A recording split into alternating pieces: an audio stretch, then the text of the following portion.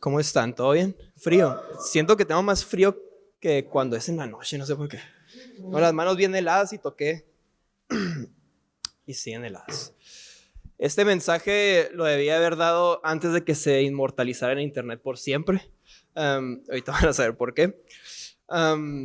Y sí, la verdad es que estoy un poco nervioso por este mensaje que voy a dar. Y voy a decir como cuando dicen en los programas, ¿no? En los programas de televisión, estas palabras que voy a decir son propiedad de su autor y no tienen nada que ver con nuestros pastores. Son mi opinión, es algo mío. Y últimamente en mi algoritmo de internet, no sé si ustedes sepan qué es el algoritmo, pero es un sistema de programación básicamente que lo que hace es que a todo lo que tú reaccionas y ves en internet, en tus redes sociales, pues el algoritmo lo que va a hacer es que como te gusta eso, te va a ir enseñando eso más y más y más hasta que no le pongas atención, te lo va a dejar de mostrar. Y hay dos redes sociales que son bastante agresivas en ese sentido en el algoritmo, y una es Twitter y otra es TikTok. Instagram y Facebook son un poco más tranquilonas en ese sentido, pero TikTok y Twitter son el Hades, o sea, son el infierno, literal, pero pues muy entretenido. Y en mi algoritmo últimamente de TikTok y de Twitter, se me ha llenado de un debate infinito, al parecer, de protestantes contra católicos. Ambos somos cristianos, ambos se nos denomina como cristianos porque creemos en Jesús y creemos en Cristo, y están estas dos ramas gigantes, ¿no? El protestantismo y el catolicismo. ¿Por qué me aparecen? Pues porque me la quedé viendo todo, o sea, siempre los veo, pues, o sea, es infinito, es increíble, es infinito el debate, y he aprendido muchas cosas, y debaten sobre muchas áreas de la religión cristiana, que no vamos a hablar de eso ahorita. Pero me puse a pensar en qué es lo importante en la iglesia. A raíz de escuchar tantas cosas en las que hay que debatir, tantos aspectos, me puse a pensar, ok, unos tienen la razón de un lado y el otros en otras cosas también tienen la razón. Es la verdad.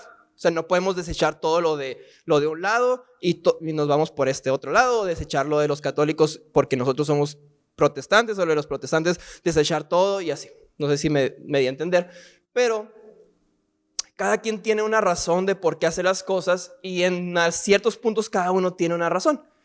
Pero me puse a pensar, ok, quitando todo ese debate, ¿qué es lo importante para la iglesia? ¿Qué es lo realmente importante en lo que nos debemos de enfocar como cristianos? Y te voy a leer una parte de la Biblia, está en Hechos 2, 43 al 47. Y la voy a leer en la versión Nueva Biblia de las Américas. Me gustó como lo dice esta versión. Y en el título, hacia el principio, dice comunión de los creyentes. Esa es la última parte del capítulo 2 de Hechos.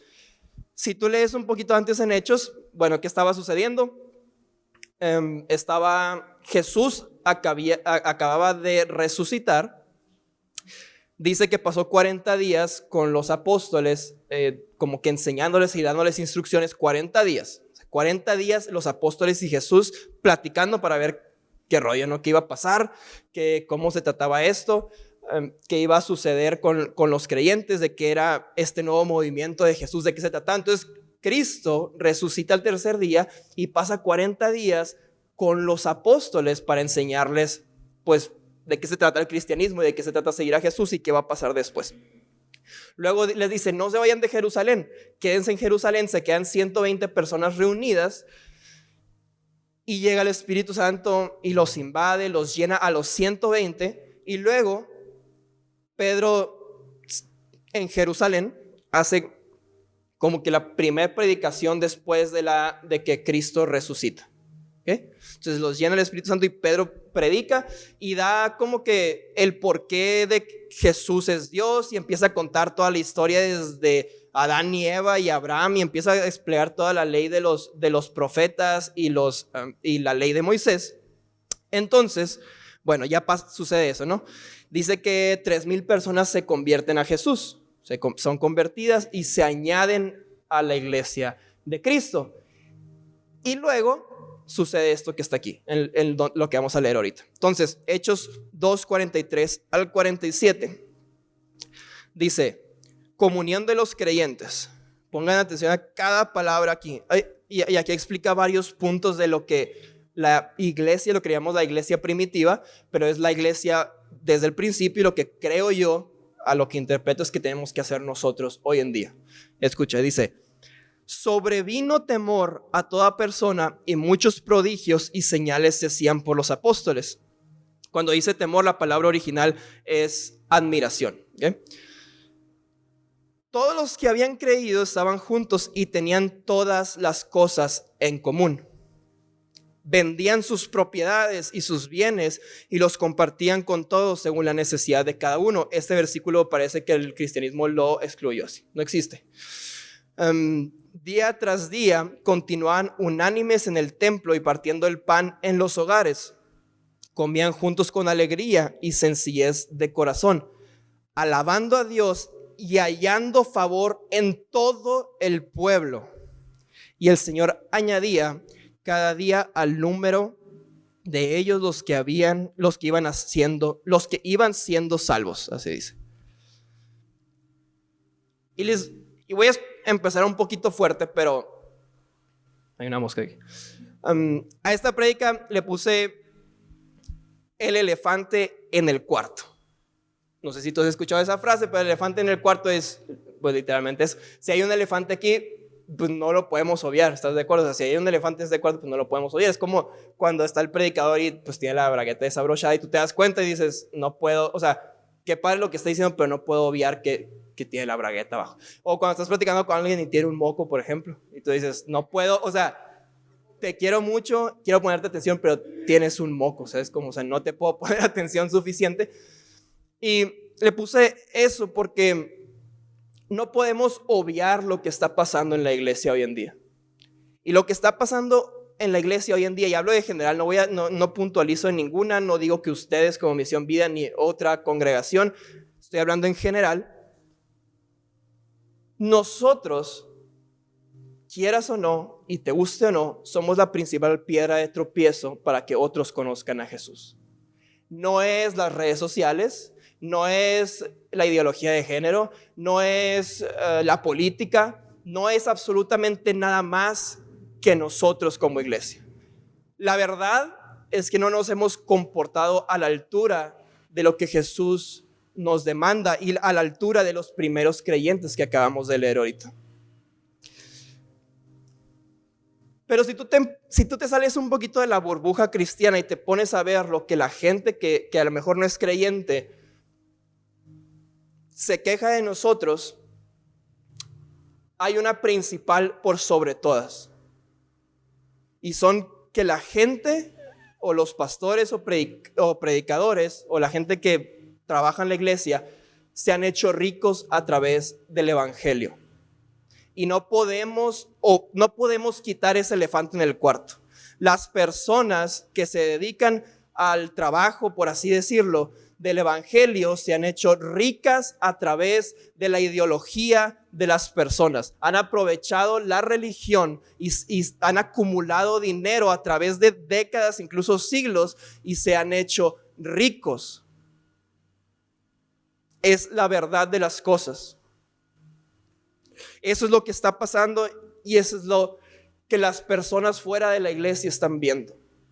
Estamos haciendo mal uso de los recursos que entran a la iglesia. Y hace poco yo ponía en Twitter precisamente que la iglesia no puede estar en números verdes en cuestión de economía. Tiene que estar en dos opciones, o en ceros o en números rojos. Y me decía mi pastor, lo voy a ventilar aquí, pero me decía, no, pues entonces estamos súper bien porque estamos en números rojos.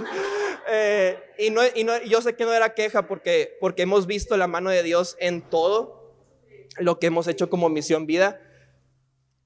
¿Qué pasa cuando hay números verdes? Pues hay una ganancia. No me voy a poner a explicar todo de economía ahorita, pero hay una ganancia y algo tiene que pasar con esa ganancia, ¿okay? Con ese superávit o con eso es eso que queda ahí de números verdes, algo se tiene que hacer, alguien se tiene que quedar con eso o acumularlo, no hay de otra. ¿Okay? Entonces vamos a hablar un poquito de eso y aquí hay varios puntos que toca la comunión de creyentes, es decir, que ellos aprendían de los apóstoles y que eso hacían que ellos se reunían como comunidad y aprendían de los apóstoles. Voy a tocar dos puntos muy importantes que considero que son los más importantes en esto, porque parece que algunas cosas se nos hacen bien fáciles de seguirlas, como, bueno, pues nos vamos a reunir en la iglesia y vamos a aprender de los apóstoles, que es lo que ellos nos instruyeron en la Biblia, entonces vamos a platicar de lo que los apóstoles enseñaban. Bueno, fácil, o sea, pues no nos duele, o sea, es normal, venimos los domingos, venimos a la iglesia cuando hay reunión, eso es, bueno, no pasa nada. Pero vamos a hablar, para mí, lo que considero lo más importante, que es el versículo 44 y 45, y la última parte, que es todos los que habían creído estaban juntos y tenían todas las cosas en común.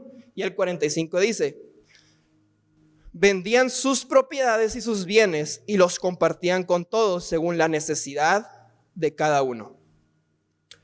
Vamos a detenernos ahí un poquito. Y yo he escuchado muchas veces, por ejemplo, bueno, vamos a pedir el diezmo, ¿no? ¿Por qué el diezmo? No, pues hay una explicación gigante. Entonces, yo lo he escuchado muchas veces esto. Sí, es que la iglesia en el principio todos vendían y daban todo y pues así era, pero ¿sabes qué? Pues nos vamos a hacer más lights y vamos a pues pedir el diezmo nomás. Hay un principio detrás de esto.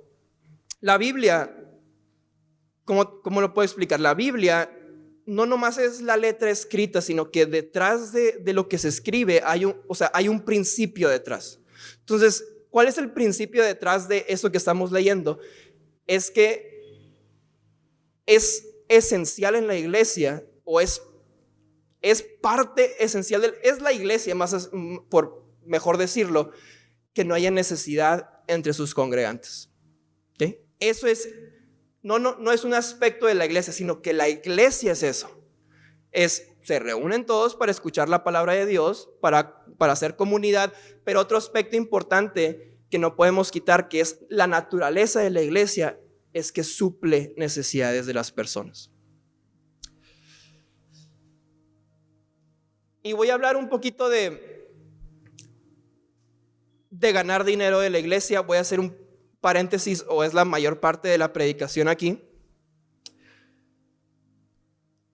Y hoy vivimos en una lógica de la productividad. Lo que domina nuestro sistema y nuestra estructura social, más allá de que si eres creyente o no, es que lo principal que tiene que haber es productividad. Es lo máximo. En una empresa que tiene que haber productividad. Entonces la gente dice, bueno, no, que los empresarios le dan trabajo a la gente. No, espérate.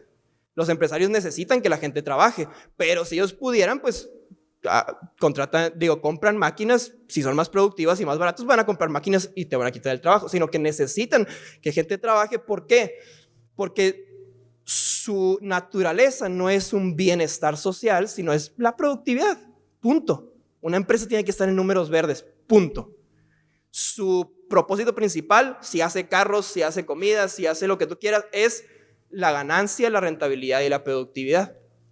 ¿Qué sucede? Y no tenemos que obviar esto, que la iglesia se ha convertido en una empresa y que la misma lógica que gobierna una empresa ha gobernado la iglesia.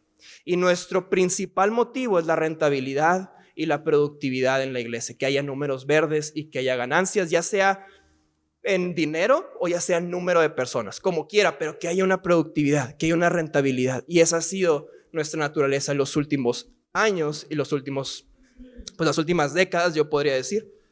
Entonces me vas a decir que entonces los pastores no pueden ganar dinero de la iglesia, y te voy a citar lo que los pastores que ganan dinero de la iglesia normalmente citan para justificar que se gane dinero. ¿Okay?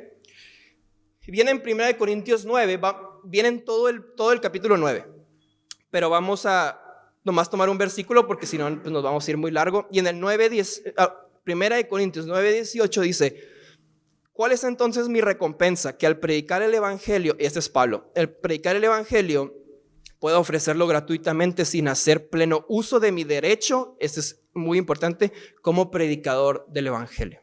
¿Okay? Ahora, ¿cuál es el contexto de primera de Corintios 9? Si tú ves al principio, Pablo les estaba enseñando sobre comer o no comer lo sacrificado a los ídolos. ¿Por qué esto era importante? Porque en ese tiempo pues había muchos dioses, muchos ídolos que ellos tenían y pues estaban en Grecia. Y pues era normal que sacrificaran, como una ofrenda, pues por ejemplo, a un ídolo. Entonces, pues no se iba a tirar, la comida no se iba a echar a perder, sino que se la comían. Entonces ellos decían, bueno, ¿está bien o está mal? O sea, que se tire comida, no se tire comida, ¿qué hacemos? O sea, es un problema real. Entonces Pablo les enseña. Tú también te puedes ir a Romanos 14, donde viene una explicación, porque pues todos estaban pasando por el mismo problema, parecido.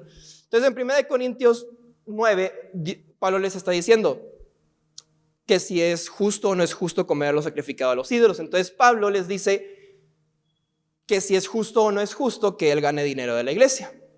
Ahora también estaba pasando algo, que muchos pensaban que Pablo no era un apóstol, porque no había estado literalmente con Jesús. Entonces Pablo tenía un problema con la iglesia de ese día. Estaban los 11 apóstoles, porque Judas ya no estaba, y se supone que Pablo era el 12 o el 13, depende cómo lo quieras ver. Entonces a todos los demás eran apóstoles y se sustentaban de la iglesia. Ahora, cuando se sustentaban de la iglesia no tenían un salario, era muy diferente, ¿okay? No era un salario, sino que ellos pues como personas tenían necesidad de comer. Entonces cuando ellos iban a tu iglesia, ellos les daban comida. Es muy diferente a tener un salario, muy diferente, sino que ellos tenían necesidad de comida y bueno, pues cuando vengas vas a comer. Entonces también Pablo les dice, no tengo necesidad de tener una esposa como lo tiene Pedro. ¿Por qué? Porque si Pedro tenía una esposa, viajaba con su esposa, entonces tenían que sustentar a Pedro y a su esposa.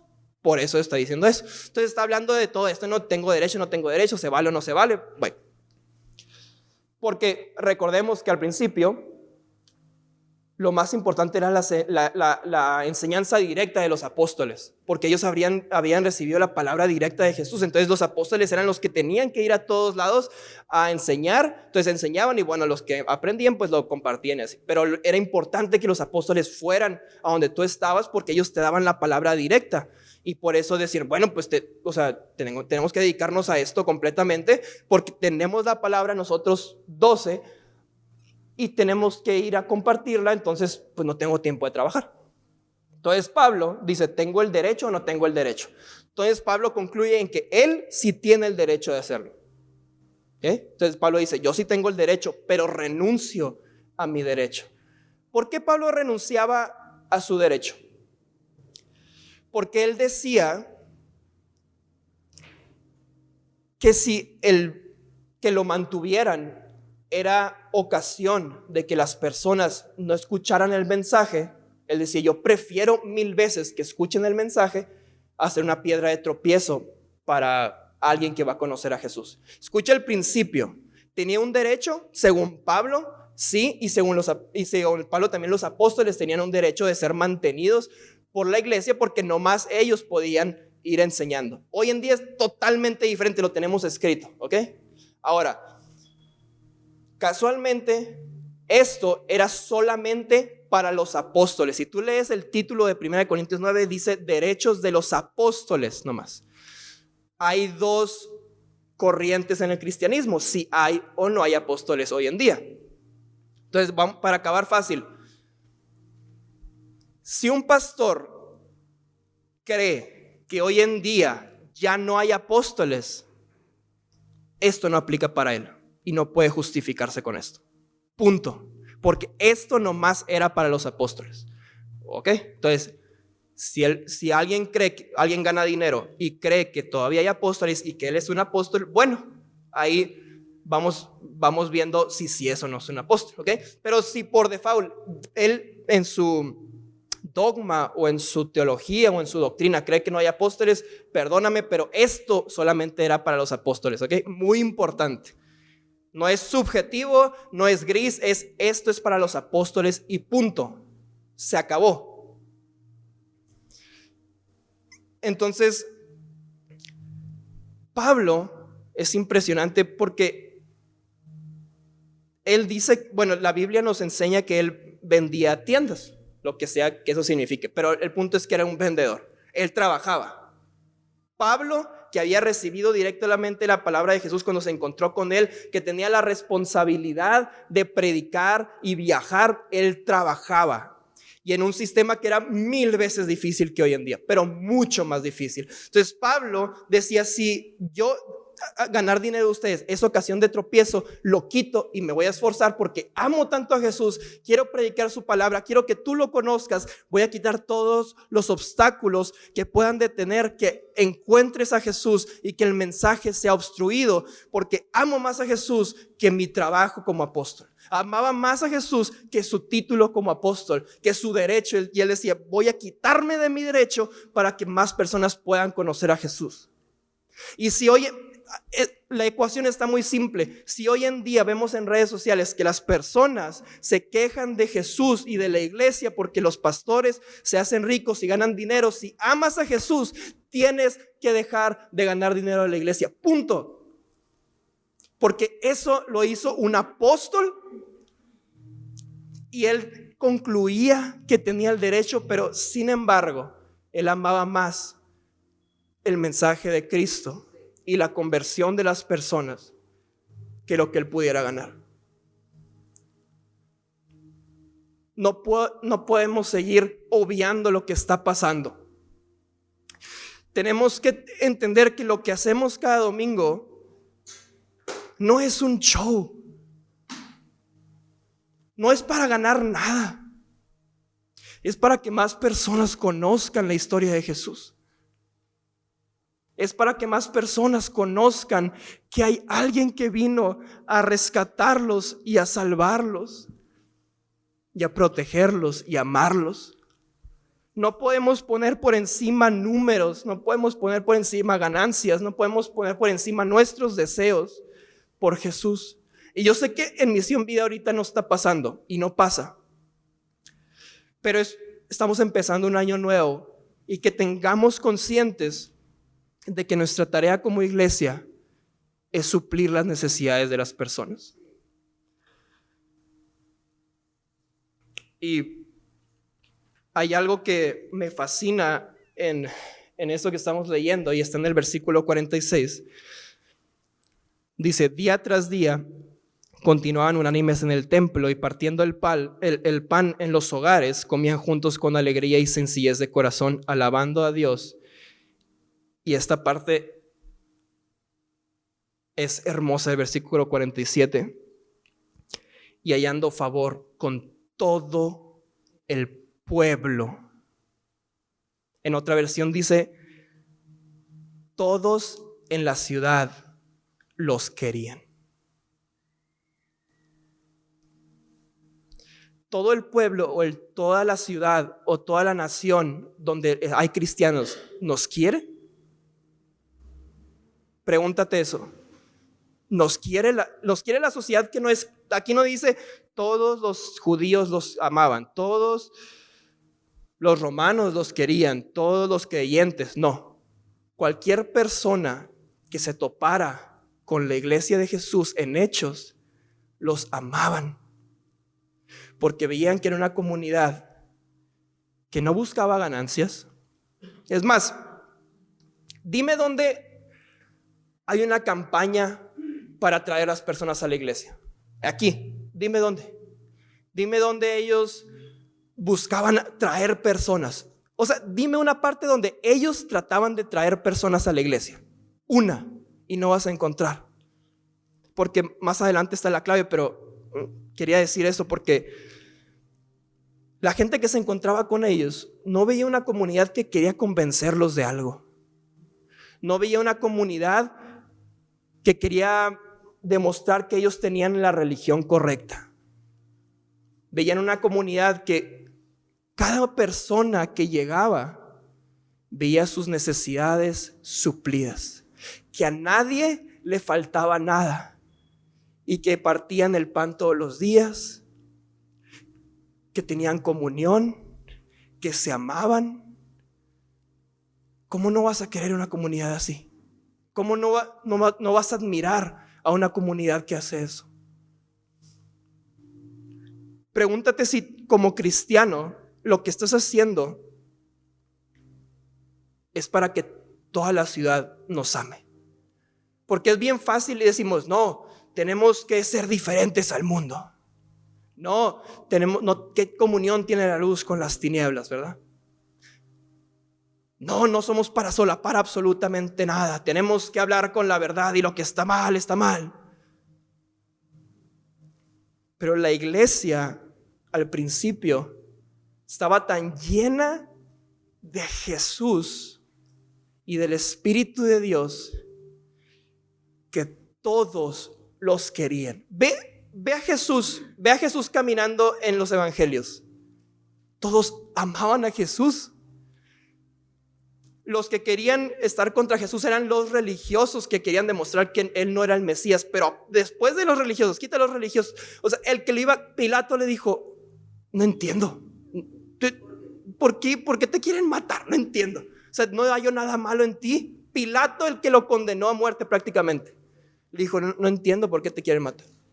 No entiendo por qué te quieren sacrificar, pues es lo que tengo que hacer, ellos lo piden.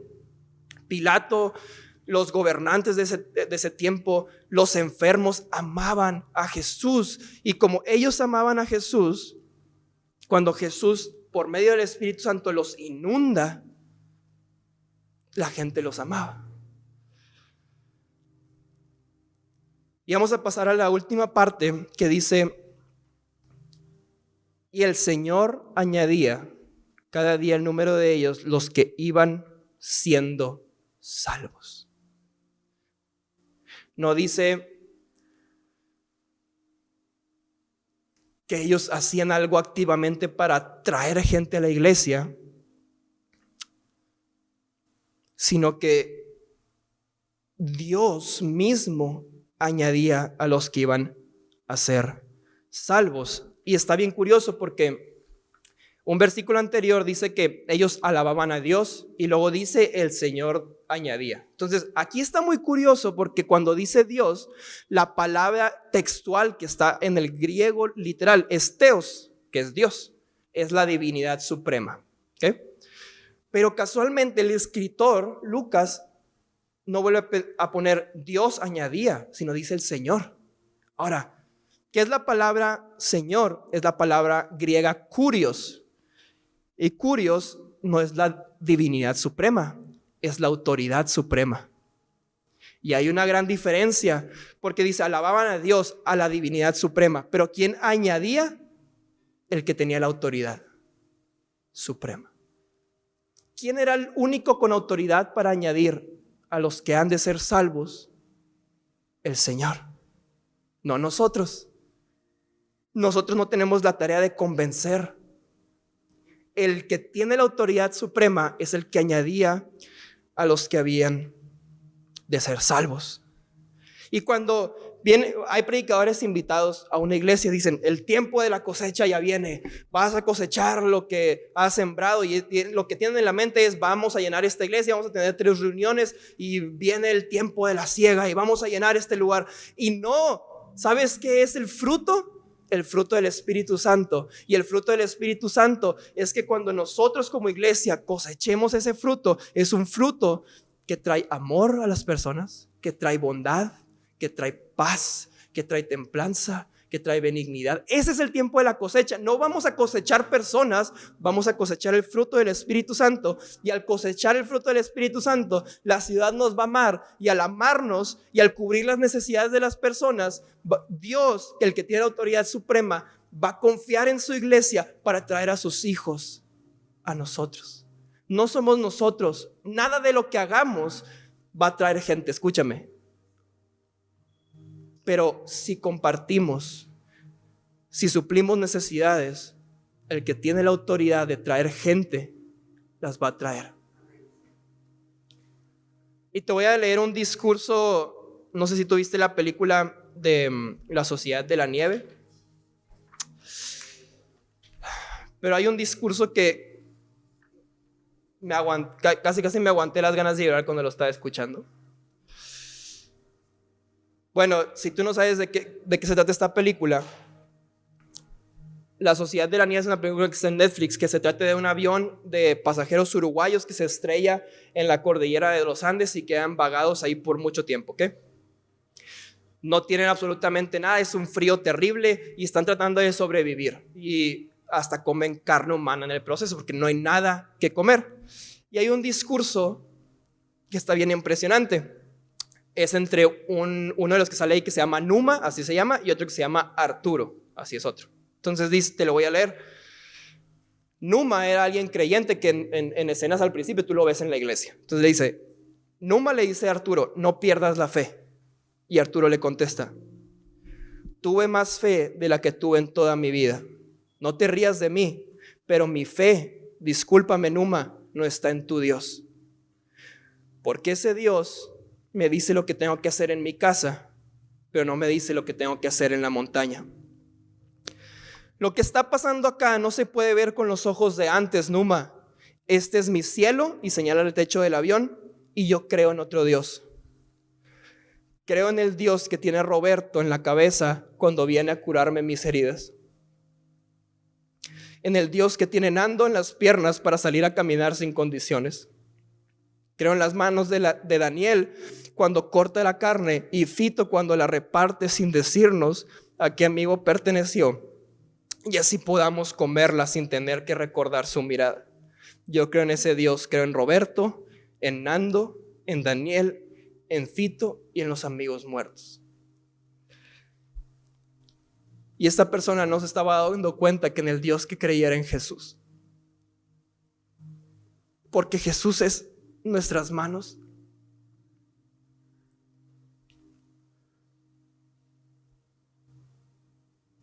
Jesús es el que visitas a gente en la cárcel. Cuando alguien tiene hambre y le das de comer, ese es nuestro Dios. Nuestro Dios no es un Dios en el cielo que está gobernando desde su trono, sino que Él nos dice, cuando le den a otros, me están dando a mí. Cuando visiten a gente en la cárcel, me están visitando a mí. Cuando suplan las necesidades, me están supliendo a mí las necesidades. Y esta persona, sin saber, estaba diciendo, si crees en el Dios de Roberto, estás creyendo en Jesús. Si crees en el Dios de Nando, que hace algo por ti, estás creyendo en Jesús. Porque ese es Jesús. Y te puedo apostar a quien sea de aquí que no sabes, porque yo tampoco sabía, cuál fue el pecado de Sodoma y Gomorra. Si tú lees la historia de Sodoma y Gomorra, tú vas a creer que el pecado es un pecado sexual. Pero nuestro odio hacia cierta comunidad nos ha hecho pensar que ese fue el pecado de Sodoma y Gomorra. Y no hemos ido más allá. Hay historias en la Biblia que dejan el campo abierto, como que no cerraron el círculo completo y bueno, esto es interpretación, tenemos que buscarle. Pero fíjate que en la historia de Sodoma y Gomorra se cierra el círculo mucho más adelante en el libro de Ezequiel. Y te voy a leer Ezequiel 16, 49 al 50, este no lo pasé. Fíjate lo que dice. Esto es muy claro, ¿ok? Es muy claro. Así empieza. Los pecados de Sodoma eran el orgullo, la glotonería y la pereza. Mientras que afuera sufrían los pobres y los necesitados. Ella, o sea, Sodoma, fue arrogante y cometió pecados detestables, que son estos que acabamos de leer. Por eso la destruí, como has visto. No dice, los pecados de Sodoma fueron el orgullo y la glotonería y que había relaciones sexuales del mismo sexo. Nunca leemos eso. Dice, había gente sufriendo, pobres y necesitados afuera de la ciudad. Y ellos eran arrogantes y orgullosos para ayudarlos. Ese fue el pecado de Sodoma y Gomorra. No fue otra cosa más que no ayudar al necesitado. Y vemos en la Biblia, más adelante con Jesús, que Él dice que va a ser peor para nosotros que ya conocemos a Jesús que Sodoma y Gomorra. Y no está hablando del pecado que tú y yo creemos, sino que está hablando de que si nosotros no ayudamos al necesitado, somos como Sodoma. Punto. Así es.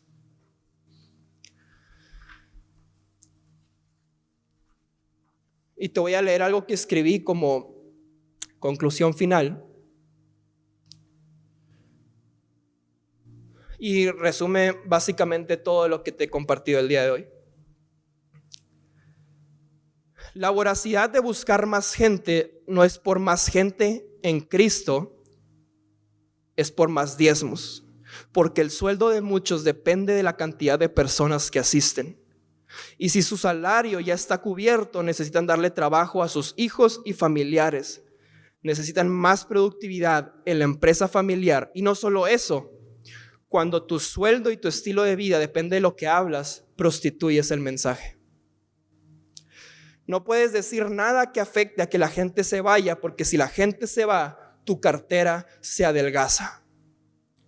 La iglesia no se trata de ganar más dinero, ser rentable y crecer y expandirse en números. La iglesia trata de cubrir las necesidades de la mayor cantidad de gente posible. A alguien de la iglesia le falta comida, no puedes ganar dinero de ella.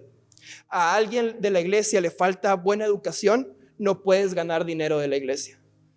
A alguien le falta tener un techo donde vivir, no puedes ganar dinero de la iglesia. La muestra más grande de que el mundo está dentro de la iglesia no son los géneros musicales que tocamos, no es si aceptamos o no a las personas LGBT o si estamos a favor o no del aborto. La muestra más grande que el mundo está no solo dentro de la iglesia, sino que prácticamente tomó las llaves de la iglesia, es que nuestro motivo de hacer lo que hacemos es la lógica de la productividad, el consumismo y la ganancia. Nuestros objetivos y estructuras tienden a ser los mismos que las de una empresa, cuando todo lo que enseña la primera iglesia y el evangelio es todo lo contrario. La pregunta sería, ¿cuál es el límite? ¿Cuánto podría ganar un pastor? ¿Qué son necesidades y qué no? La respuesta sería, hasta que no haya una sola necesidad en los miembros de la iglesia, se puede ganar dinero.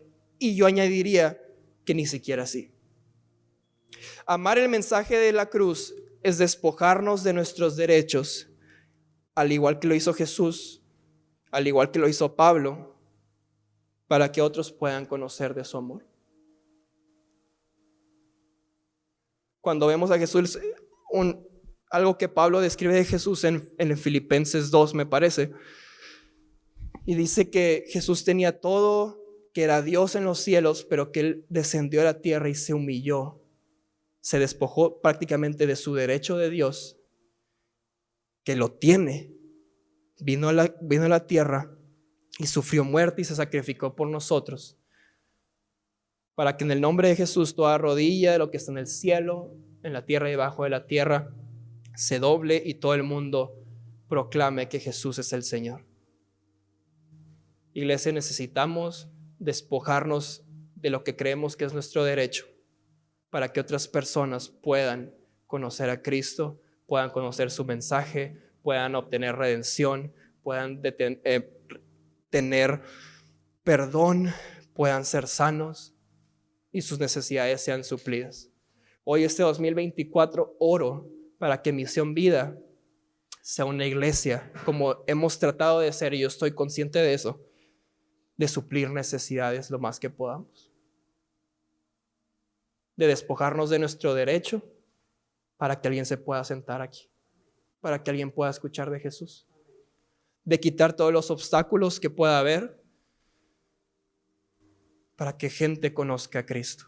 Tenemos que tener esa misma actitud de Pablo, que sí a lo mejor puede ser justo, que sí a lo mejor tiene lógica que un pastor o una persona o un predicador gane dinero. Tiene lógica, tiene sentido, se dedica a eso.